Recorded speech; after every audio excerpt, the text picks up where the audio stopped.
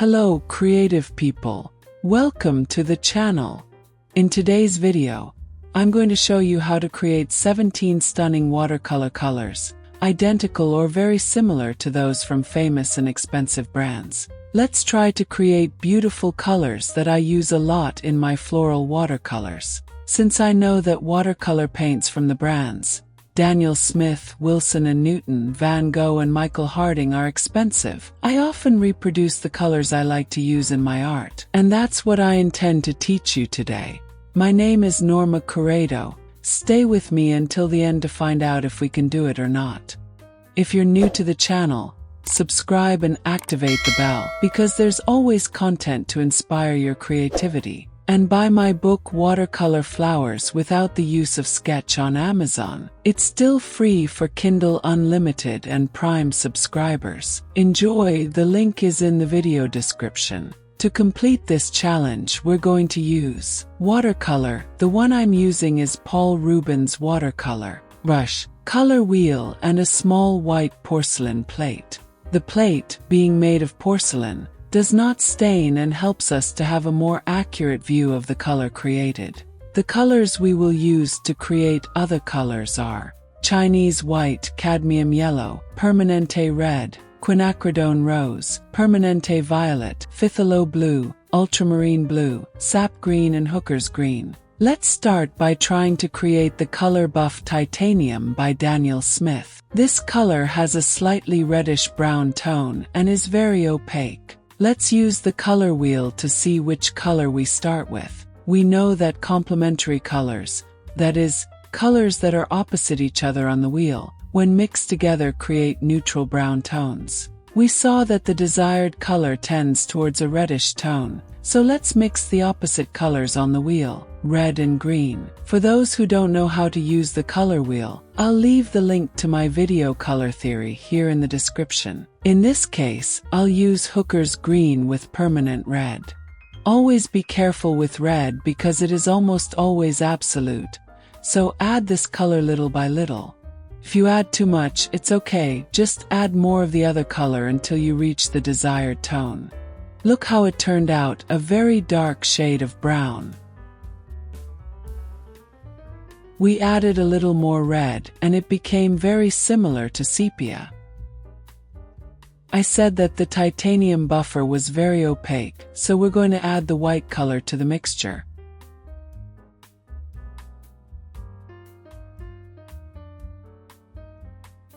It's far away. We need to add a little more vibration to this mixture. Remember that green is the combination of blue and yellow. In this case, it's the yellow color that increases the vibration of green. So let's add yellow to the mixture. Let's test it. It improved a little. Let's add more white and more yellow.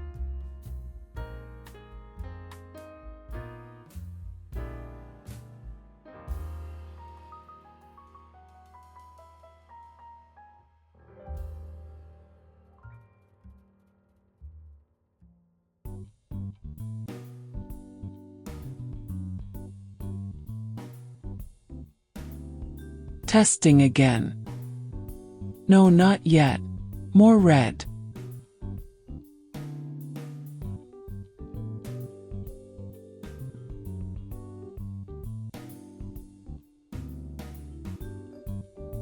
Has to be more opaque.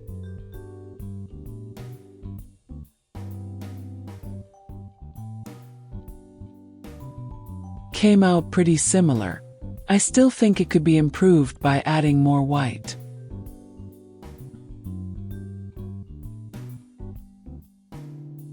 Now it looks good.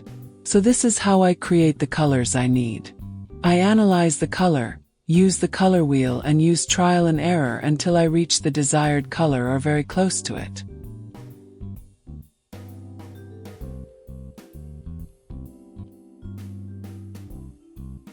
I still think it's a little dark. I can improve this by adding a little more white.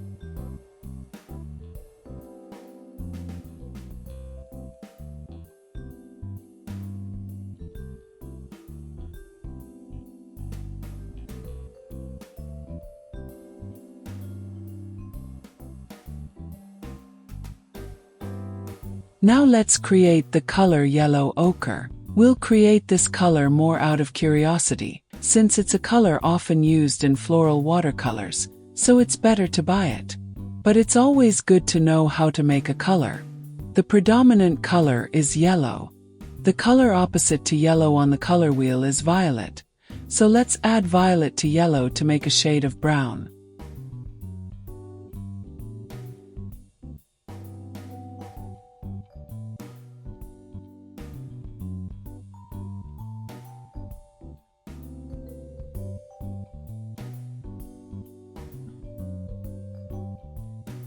I added too much violet, so let's add more yellow.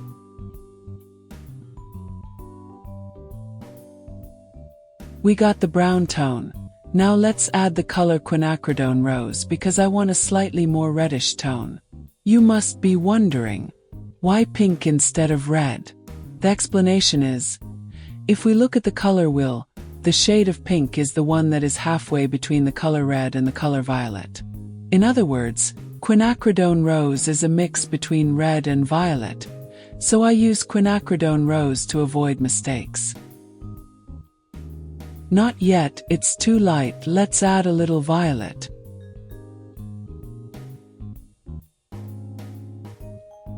More yellow. I think just a little pink will be fine. Like it.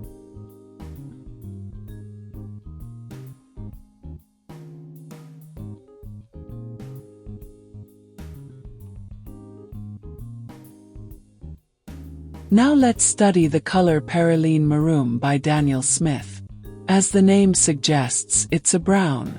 Analyzing the color, it's quite reddish, so let's start with permanent red and hooker green, which is darker, and we create the base brown.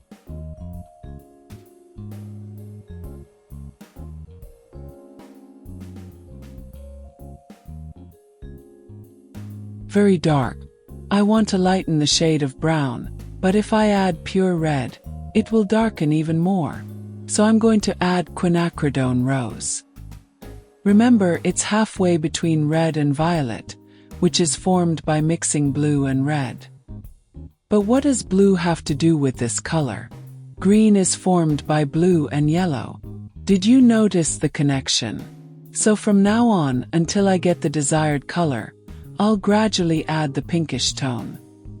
If it goes a little too blue, I'll fix it with red.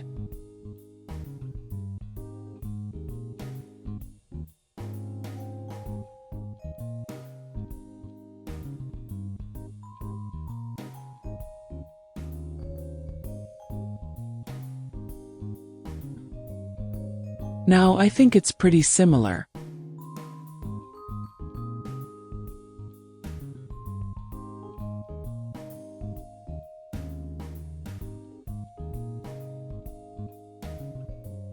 Now let's create Perylene Violet. The predominant color is violet, but I can see a slightly reddish tone. How interesting, we can create this color in two ways. One way is to start with the Perylene Maroon that we just made. In this case, just add a little Phthalo blue and it will turn violet, since Perylene Maroon is very reddish.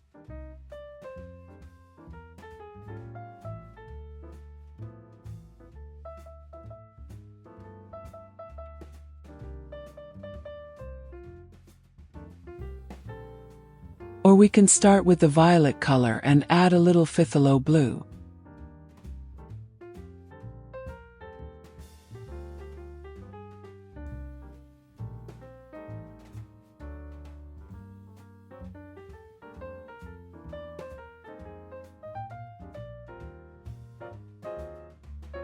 It's too blue, so let's add a little red.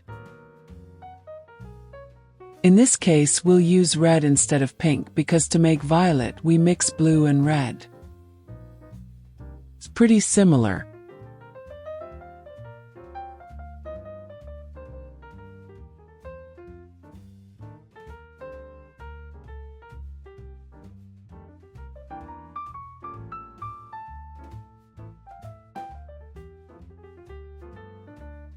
I'll add a little water to the paint so we can see the variation in tone. Now let's make green gold. For me, this color is a variation of olive green, but with more vibrancy. The base color is a more vibrant green, so I'll use sap green. The color opposite green on the color wheel is red, so we can use this color to darken the green. But I want more vibrancy. Yellow is what gives green its vibrant tone. So let's use yellow and red. That's right. Just an explanation here. Red and yellow make orange.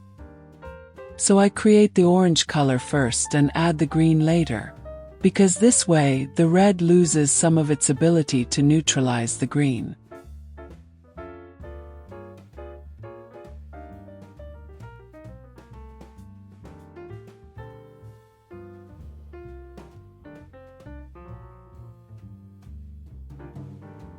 See how it turned out more green than brown? I still want a brighter, more vibrant tone. I'll keep adding yellow until I get the desired color.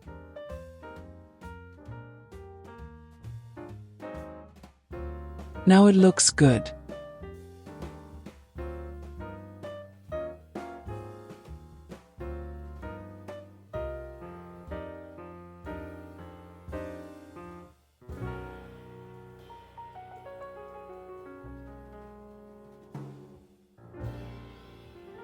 Let's make the color olive green.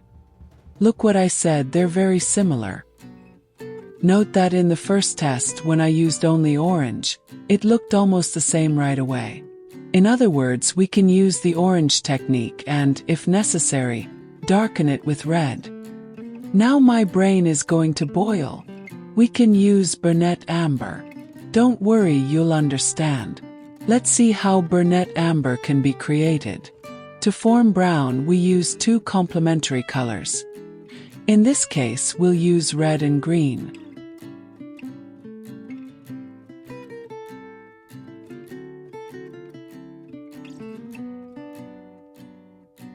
Turned out too dark.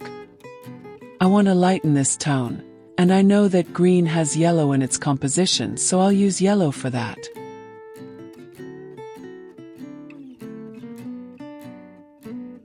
Too much yellow. Let's go back to red and green.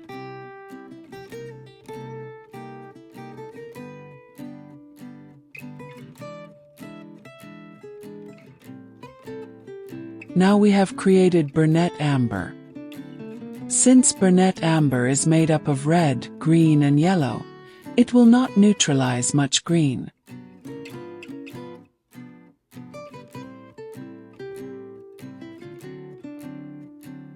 So to create olive green, we add burnet amber to sap green. I told you that you would understand.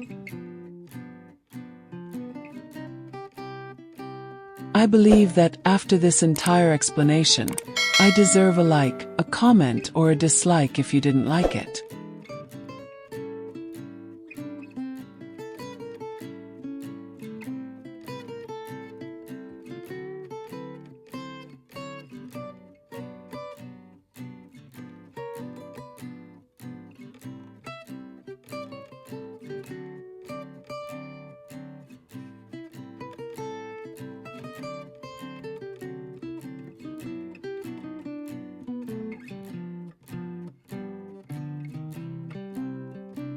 Now that the plate is clean, let's move on to the other colors. The color now is indigo. In this color, we can see a very dark blue before reaching violet. A dark blue in the chosen color palette is Phthalo blue, and to reach violet, I need to add red.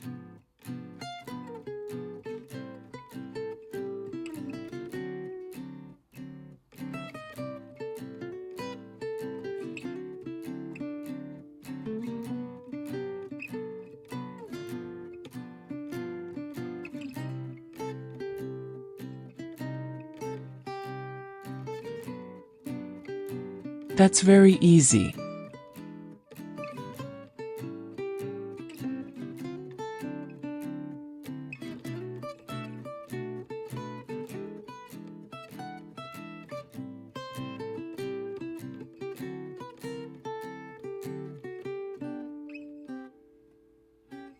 Let's go to the color lavender.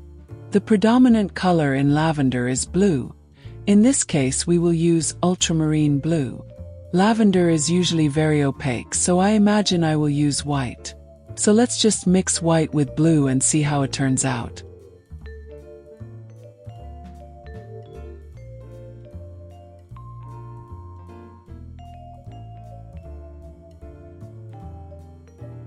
Lavender is a little purple, so I will use Quinacridone rose.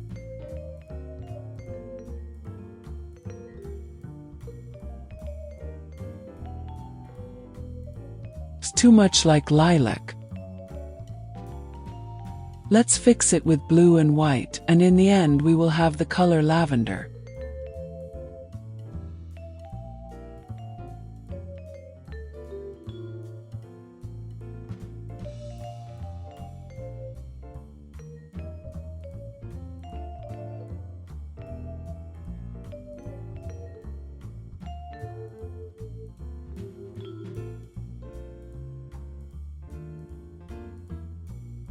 Now let's make one of the colors that I think is beautiful, which is mauve.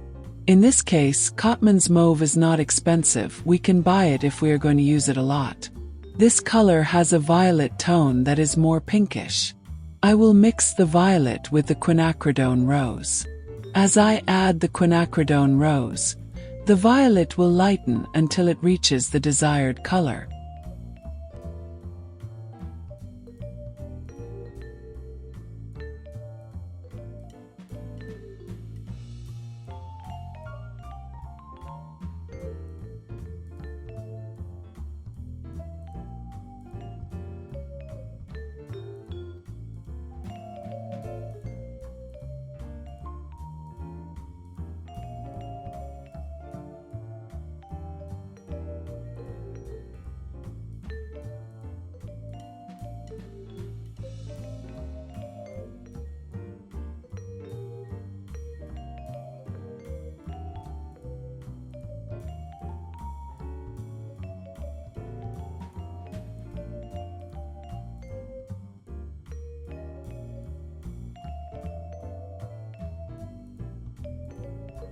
I usually make this card with the ink I created and write the colors I used on the back of the card.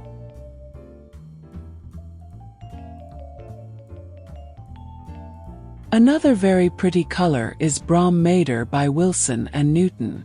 The predominant color is a very vibrant reddish brown. To do this, I can use red and green to create the brown. Or start right away using the color Burnet Amber and then correct it by adding more or less red and yellow. I started with Burnet Amber, and since it is a very reddish color, I added red. To correct the red's vibrancy a little, I add yellow.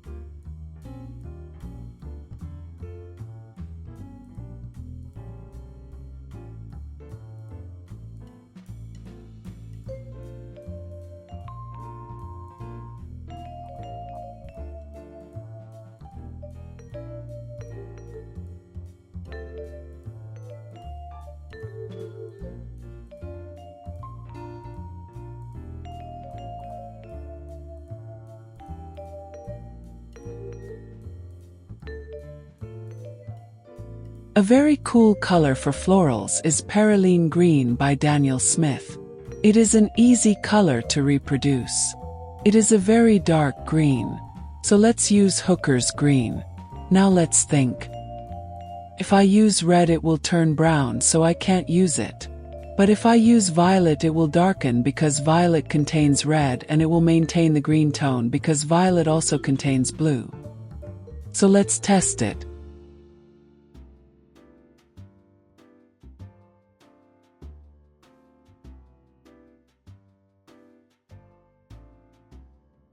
The first time it was almost good. I added a little more green and that was it. It was very similar.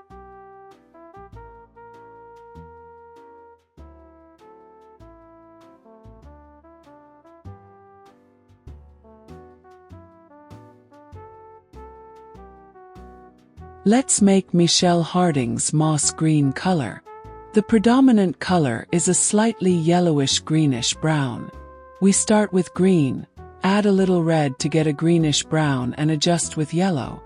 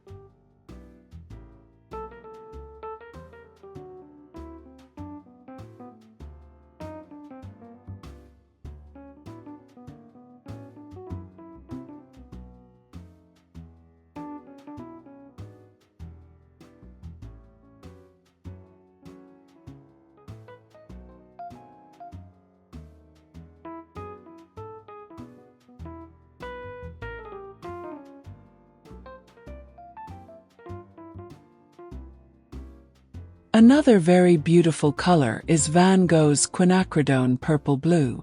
The pigmentation of this color is a very light violet, slightly bluish. We will use Quinacridone rose together with ultramarine blue.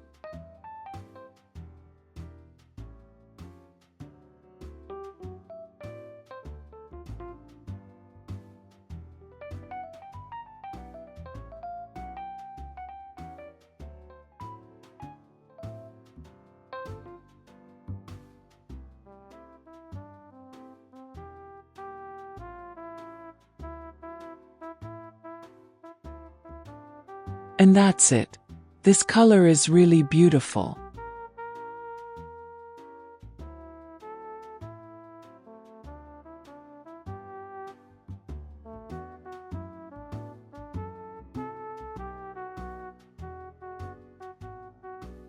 Another color I use a lot is Van Gogh's Permanent Blue Violet. It is a bluish violet. Since I want a lighter violet, I'm going to use ultramarine blue and quinacridone rose.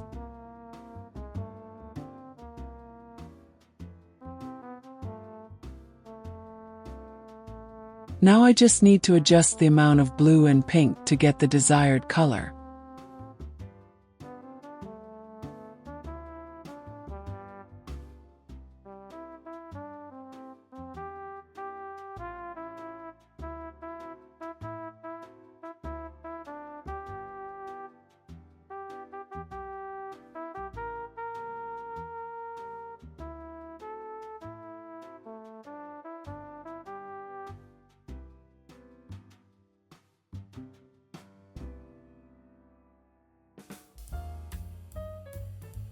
Now I'm going to make two more colors that I think are really cool to have in the color palette. Burnet Sienna, which is an orange brown. For this, I'm going to make orange as a base.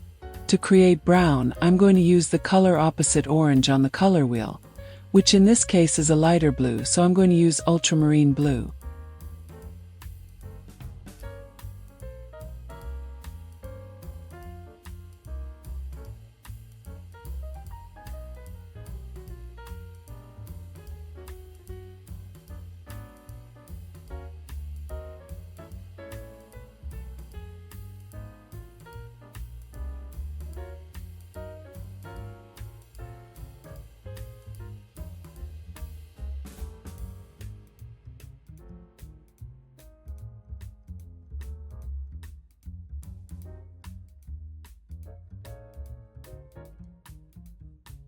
Very easy.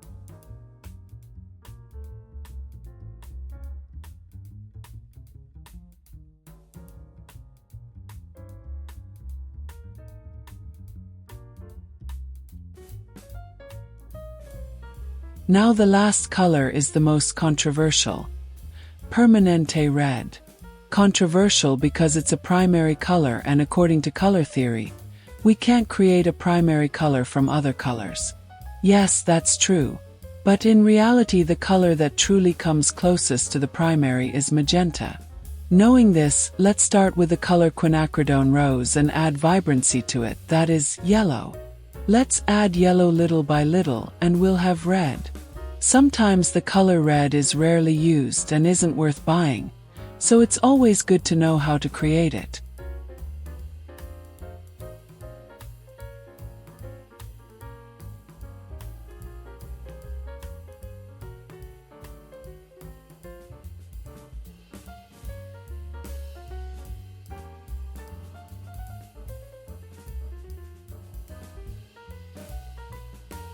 Note here. Be careful when adding yellow, because if you add too much yellow it turns orange. I hope you enjoyed this tutorial on how to create 17 stunning watercolor colors, identical or very similar to those of famous brands. Using the technique we learned today along with the color wheel, we can create a variety of colors.